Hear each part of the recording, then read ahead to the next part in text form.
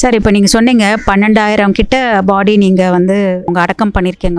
இதை வந்து இப்படியே தான் கொண்டு போகிறீங்களா, இது மாறணும்னு நினைக்கிறீங்க? இன்றைக்கி குழந்தை வளர்ப்பில் சிக்கல் ஏற்படக்கூடிய விளைவு நீட்சி தான் நமக்கு ஆதரவு இல்லாத ஒரு சமூகத்தை நம்ம பார்க்குறோம். தமிழ்நாடு மட்டுமல்ல, இந்தியா முழுக்க இளைய தலைமுறை சந்திக்கக்கூடிய பெரிய பிரச்சனை என்னென்னு கேட்டிங்கன்னா போதை. நிறைய சொந்தக்காரங்களாக இருக்கவங்க வந்து அவங்க வீட்டில் வச்சு பார்க்கலாம், பட் இவங்கள மாதிரி இருக்கவங்கள என்ன பண்ண முடியும்?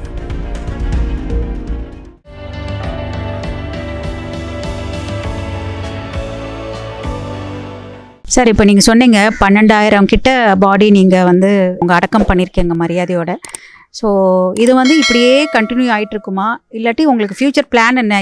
இதனால நீங்கள் வந்து நம்ம சமுதாயத்துக்கு சொல்கிறது என்னென்னா, இப்போ மற்ற ஸ்டேட்லலாம் பார்த்தீங்கன்னா நமக்கு தெரியறதில்ல, பிச்சைக்காரங்களா இல்லை உடம்பு சரியாதவங்களா ரோட்டில் படுத்துட்ருக்குறாங்க, குடிச்சிட்டு படுத்துட்ருக்காங்க, இந்த மாதிரி பார்க்கவே முடியாது. ஆனால் நம்ம தமிழ்நாட்டில் நிறையா இருக்குது. அதான் சொல்லுவாங்க, நம்ம இருக்கும்போது பிறக்கும் போது நம்ம ஒன்றும் கொண்டு வர போகிறதில்ல, போகும்போதும் நம்ம கொண்டு போகிறதில்ல. அதனால் இப்போ இந்த மாதிரி முகம் தெரியாத, யாருமே தெரியாதவங்களுக்குலாம் நீங்கள் இவ்வளோ வருஷமாக பண்ணிகிட்ருக்கீங்க, ஒரே மாதிரி வேலை போய் இந்த மாதிரி ஒரு நம்ம சில பேர்லாம் சொல்லுவாங்க இது நெகட்டிவ் அப்படின்னு கூட நினைப்பாங்க இல்லையா? நம்ம ஒரு பாசிட்டிவான விஷயம் நோக்கி போகணும்னு சொல்லும் போது நீங்கள் அந்த நெகட்டிவ் மட்டும் எடுத்து அவங்களுக்கு நீங்கள் வந்து நல்லது பண்ணிவிட்டு மரியாதைலாம் பண்ணிவிட்டு சாப்பாடும் கொடுத்துட்டு இந்த மாதிரி நிறையா நீங்கள் இவங்க சொன்னாங்க நிறையா ஸ்கிட்டெல்லாம் பண்ணுறோம் எல்லா ஸ்கூல் காலேஜஸ்லனும். இது மூலமாக நான் சொல்கிறது என்னென்னா, நிறைய நம்ம ஈவெண்ட்ஸ் எல்லாம் பண்ணுறோம். நம்ம கோயம்புத்தூரில் அந்த ஸ்டார் நைட் ஸ்டார்ஸ் எல்லாம் வச்சு பெரிய பெரிய பிரம்மாண்டமாக ஸ்பான்சர்ஸ்லாம் கொடுத்து பண்ணுறோம். அது பண்ணுங்க, தவறில்லை. ஆனால் இந்த மாதிரி ஒரு விஷயம் பண்ணுறவங்களுக்கும் நீங்கள் ஸ்பான்சர் கண்டிப்பாக பண்ணிங்கன்னா உங்கள் குடும்பம் நல்லாயிருக்கும் அப்படின்னு நான் ஃபீல் பண்ணுறேன். ஸோ அதுக்கு தான் நானும் சரி ஏதாவது நம்ம மூலமாக ஏதாவது சின்ன உதவி கொடுக்கலான்னு தான் நான் வந்திருக்கேன். சார், அதான் சார் சொல்லுங்கள், நீங்கள் இனி இதை வந்து இப்படியே தான் கொண்டு போகிறீங்களா, இது மாறணும்னு நினைக்கிறீங்க? அதுக்கு முன்னாடி மேடம், உமா மகேஸ்வரி பேசும்பொழுது யாருன்னே தெரியாத ஒருத்தங்க அழுகும் பொழுது காரணமே இல்லாமல் நம்ம கண்ணிலையும் தண்ணி வந்துச்சுன்னா அதுதான் இந்த உலகத்தில் உயர்ந்த மனித நேயமம்மா. அதை உங்கள் முகத்தில் நாங்கள் பார்த்தோம். ஆகவே அந்த ஆதரவற்ற மக்களுக்காக நீங்கள் கண் கலங்கின அந்த விஷயம் எங்களுக்கு ரொம்ப உள்ளபூர்வமாக, ரொம்ப உணர்ச்சி பூர்வமாக இருக்குது. இப்படி தான் நாங்களும் எல்லா விஷயங்களையும் அந்த மக்களுக்கு ஏதோ ஒன்று செய்வதன் மூலமாக ஆதரவில்லாத ஒரு சமூகம், உறவுகளோடு ஒன்றிணைஞ்சு வாழ்ந்த, பெற்றோர்களோடு ஒன்றிணைஞ்சு வாழக்கூடிய, பெற்றோர்களை நேசிக்கக்கூடிய, சகோதரர்களை நேசிக்கக்கூடிய ஒரு சமூகத்தை கட்டமைக்கணுங்கிறது தான் எங்களுடைய நீண்ட நாள் கனவு. இப்போ எங்களுடைய எல்லா ஆம்புலன்ஸ் வாகனத்துலையும் பின்னாடி ஒரு வாசகம் எழுதியிருப்போம், எல்லோருக்கும் சொர்க்கத்துக்கு போக ஆசை தான், ஆனால் மரணிக்க தான் யாருக்கும் ஆசை இல்லைன்னு.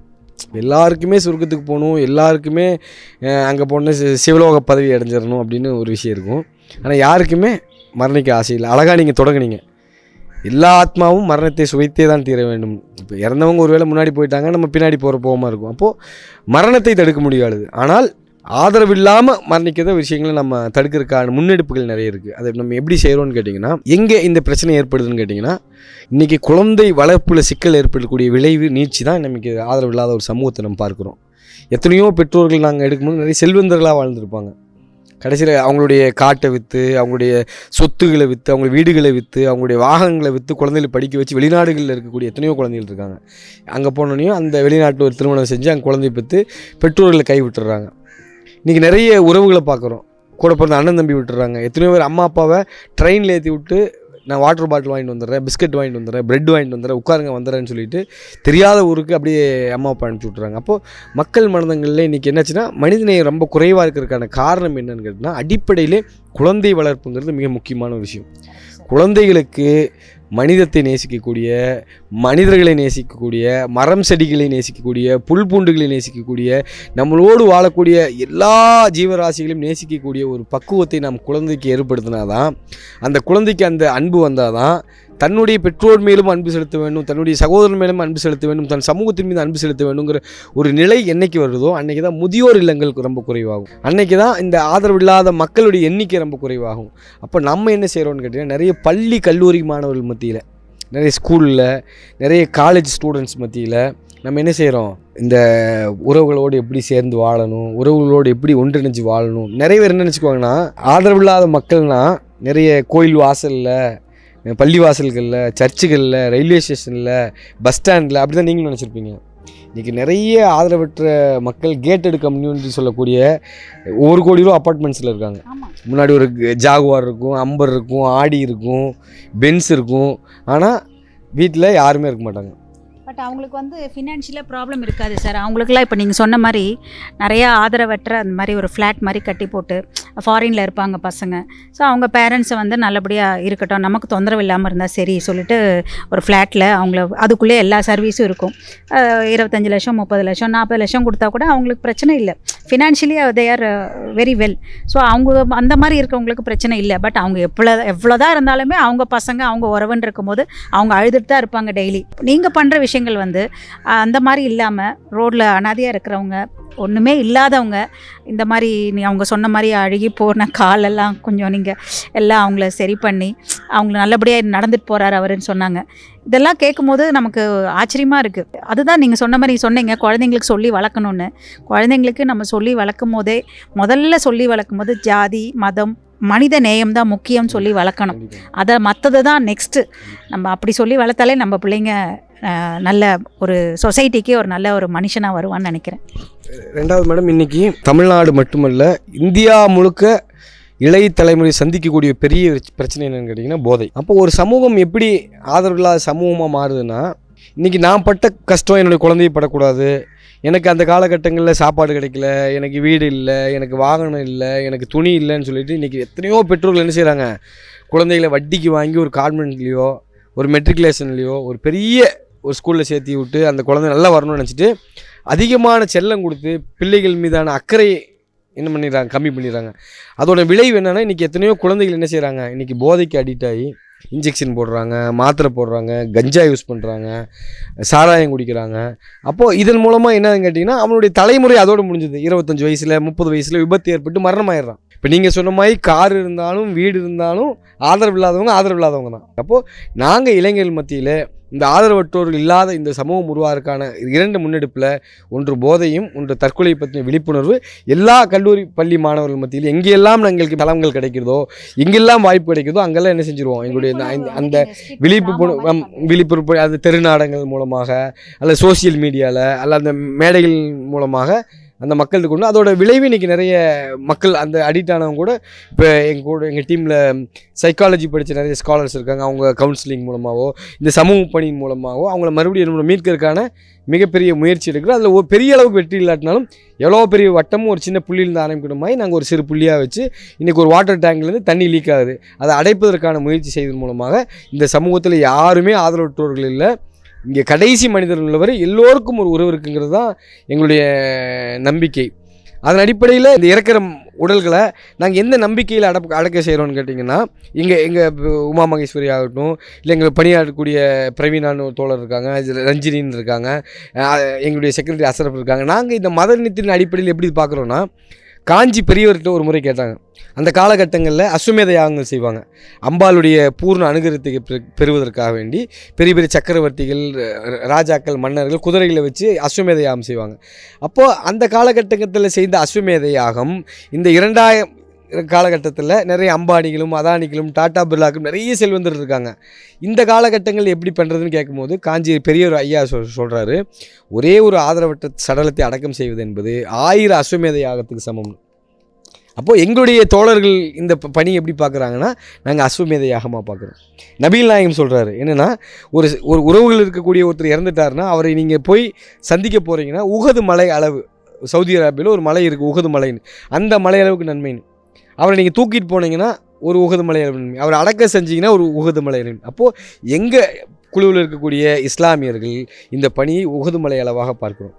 இப்போ ஜீசஸ் கிறிஸ்து இருந்தார், அவர் என்ன செஞ்சார், ஆதரவு இல்லாத ஒரு மரத்துக்கடியில் உட்காந்து ஆதரவு இல்லாத மக்களோடு, தொழுநோயாளிகளோடு, கண் பார்வையற்றவர்களோடு, குஷ்டம் வந்தவர்களோடு. அப்போது எல்லா மதங்களும் இங்கே அன்பை போதிக்குது. இஸ்லாம் அன்பை போதிக்குது, கிறிஸ்தவம் அன்பை போதிக்குது, இந்து அன்பை போதிக்குது, அன்பே சிவம் தான் சொல்லுது. ஆனால் இன்றைக்கி நம்ம என்ன செய்கிறோம், அந்த அன்பை விட்டுட்டோம்.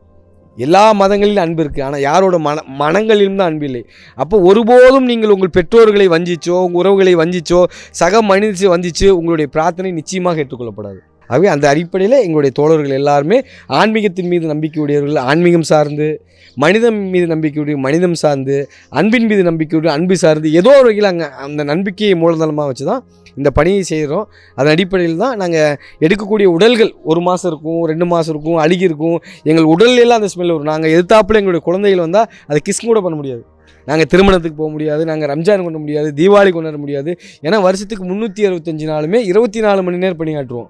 ஏன்னா யார் எப்போ மரணிப்பாங்கன்னு தெரியாது. ஆகவே அந்த வகையில் எங்களுடைய தோழர்கள் மிகப்பெரிய தியாகத்தின் அடிப்படையில் இந்த மக்களை நேசிக்கணுங்கிறது. இப்போ இங்கே நீங்கள் பேசும்போது எனக்கு ஒரு நினைவு வந்துச்சு. காக்கா கத்துதுங்க. நாங்கள் ரொம்ப உயர்வான பணிகள்லாம் செய்யலைங்க. ஒரு காகம் எடுத்துக்கிட்டிங்கன்னா, ஒரு 3 அறிவு படைத்த அந்த காகம் தன்னுடைய சமூகத்தில் தன்னுடைய உறவாக ஒரு காகம் இருந்துச்சுன்னா எல்லோ காகமும் சேர்ந்து ஒரு அஞ்சலி செலுத்தும். அந்த காகத்திலிருந்து நாங்கள் கற்றுக்கிட்ட பணி தான் இந்த ஜீவசாந்தி அறக்கட்டளை. ரொம்ப அழகாக சொன்னீங்க சார். மனசு ரொம்ப இதுவாக இருக்குது, பாரமாக இருக்குது. அப்புறம் சார், இப்போ வந்து நீங்கள் இந்த மாதிரி வேலை பண்ணுறதுனால உங்களோட சமூகம் இல்லை அது என்ன சொல்ல ஃப்ரெண்ட்ஸ் சர்க்கிளில் இல்லை உங்கள் சொந்த ரிலேட்டிவ்ஸ் சைடில் வெளியிலேருந்து பார்க்குற அந்த சமூகம் அவங்களை எப்படி ட்ரீட் பண்ணுது? அப்புறம் இன்னொரு முக்கியமான விஷயம் கேட்கணும் சார். இப்போ வந்து நீங்கள் ஒரு உடலை எரித்து எல்லாம் பண்ணிடுறீங்க, முடிஞ்சாச்சு. அதுக்கப்புறம் வந்து அவங்க சொந்தக்காரங்க வந்து கேட்குறாங்க, ஏன் வந்து இன்ஃபார்ம் பண்ணலை அப்படின்றாங்க. ஏன்னா அந்த டைமில் உங்களுக்கு முடியாதா இருக்கும், எந்த கனெக்ஷனும் கான்டாக்ட்ஸ் இல்லைங்க பட்சத்தில் நீங்கள் வந்து அடக்கம் பண்ணி போலீஸ் உதவியுடன் கவர்மெண்ட் ஹாஸ்பிட்டல்லேருந்து எடுத்து பண்ணுறீங்க. ஸோ அப்போ உறவினர்கள் வந்து அப்புறமா வந்து ஒரு 2-3 மாதத்துக்கு அப்புறம் வந்து கேட்பாங்களா, உங்களுக்கு அதனால் ஏதோ பிரச்சனைகள் வந்திருக்கா, அதை பற்றி கொஞ்சம் சொல்லுங்கள். பொதுவாகவே மேடம் அழகாக ரெண்டு கேள்வி கேட்டீங்க. அது ரெண்டுமே மிகச்சிறந்த கேள்வி. குடும்பம் எப்படி ஏற்றுக்குது, அடக்கம் செய்யக்கூடிய அவங்களோட குடும்பம் இதை எப்படி ஏற்றுக்குது எங்களுடைய பணிகளை. எங்கள் குடும்பம் வந்து இந்த பணியை அங்கீகரிக்கலன்னா ஒரு நிமிஷம் கூட நாங்கள் பணி செய்ய முடியாது. நீங்கள் நியாயப்படி இங்கே உட்கார வச்சு இந்த நேர்காணல் அவங்கள தான் எடுக்கணும். ஏன்னா அந்தளவுக்கு தியாக மனப்பான்மையோடு இந்த பணி இப்போ அவங்களுடைய கணவர்களாகட்டும், எங்களுடைய மனைவி ஆகட்டும், என் குழந்தைகளாகட்டும் அவங்க அங்கீகரிப்பதனால தான் இந்த பணியை நாங்கள் செய்கிறோம். அதையும் கடந்து இன்றைக்கி அந்த சேவையை நாங்கள் செய்யும் பொழுது சில நெருக்கடியான சூழலை சந்திப்போம். சமூக பணி செஞ்சால் நல்லதே நடக்கும்னு கிடையாது, என்ன வேணாலும் நடக்கலாம். ஏன்னா நாங்கள் ஆம்புலன்ஸ் வச்சுருக்குறோம். ரோட்டில் ஒருத்தர் ரொம்ப முடியாமல் இருப்பார், அவரை கூட்டிகிட்டு சைரன் போட்டு போவோம், திடீர்னு விபத்து ஏற்பட்டுரும். அப்போ நல்லது செஞ்சால் நல்லதுன்னு நடக்கணும்னு அவசியம் இல்லை, எது வேணாலும் நடக்கலாம். அதை எதிர்கொள்ளக்கூடிய, அதை சகிக்கக்கூடிய மனப்பக்குவம் நமக்கு வரணும். அடக்கம் செய்யும் பொழுது நாங்கள் பார்த்தீங்கன்னா மேடம், நாங்கள் ஒரு உடல் எடுக்கிறதுக்கு 5-7 மணி நேரம் ஆகும். அந்த உடலை எங்கள் ஆம்புலன்ஸில் ஏற்றி பக்கத்தில் எல்லாம் விசாரித்து, அவருடைய காலரில் ஏதாச்சும் டெய்லர் நம்பர் இருக்கா, அவருடைய சட்டையில் ஜோப்பில் ஏதாவது இருக்கா, அவர் ஃபோன் வச்சுருக்கிறாரா, அப்புறம் பேப்பர் ஆடு கொடுத்து நோட்டீஸ் அடித்து எஃப்ஐஆர் போட்டு அப்படி தான் அடக்கம் செய்வோம். சில பேர் அந்த உறவுகளை பிரிஞ்ச வருத்தத்தில் எங்களுடைய கேள்வி கேட்பாங்க, நீங்கள் இப்படி பண்ணிடக்கூடாது, அப்படி பண்ணியிருக்கேன். நாங்கள் அடக்க செய்யக்கூடிய பெரும்பாலான உடல் இதற்கப்புறம் அவங்க உறவுகளே வந்தாலும் அவங்களை கண்டுபிடிக்க முடியாது, ஹைலி டீகம்போஸாக இருக்கும். அப்போ அந்த மாதிரி உடல் அடக்க செய்வோம். சில பேர் எங்களை அண்ணனாக நினச்சிக்குவாங்க, தம்பியாக நினச்சிக்குவாங்க. சில பேர் எங்களை குழந்தையாக நினச்சிக்குவாங்க, நீங்கள் எங்கள் அப்பாவுக்கு உங்கள் கரங்களால் நீ செஞ்சுருக்கீங்கன்னு நினச்சிக்குவாங்க. சில பேர் வந்து கர்ம வினை உங்கள் மூலமாக அவருக்கு போச்சுன்னு நினச்சிக்குவாங்க. நிறைய விஷயங்கள் இருக்குது. அந்த வகையில் பொது வாழ்க்கைங்கிறது விமர்சனத்துக்கு அப்பாற்பட்டதில்லை, எல்லோரும் விமர்சனத்துக்கு உட்பட்டவர்கள். அந்த வகையில் நாங்கள் பாராட்டினாலும் அது பெருசாக எடுத்துக்கிறது இல்லை, விமர்சனம் செஞ்சாலும் அது பெருசாக எடுத்துக்கிறது இல்லை. அப்படியே கடந்து எங்களுடைய நோக்கம் வாழ்கிற வாழ்க்கை வாழ்ந்து முடிவதற்குள் ஒரு சராசரி மனிதனாக இந்த உலகத்தில் வாழ்ந்து முடிக்கணுங்கிற ஒரு கனவும் லட்சியம் தான் இருக்கே தவிர எங்களுக்கு பெரிய செல்வந்தர் ஆகணும், பெரிய பிஸ்னஸ் மேன் ஆகணும், பெரிய செலிபிரிட்டி ஆகணும் அப்படி அல்ல.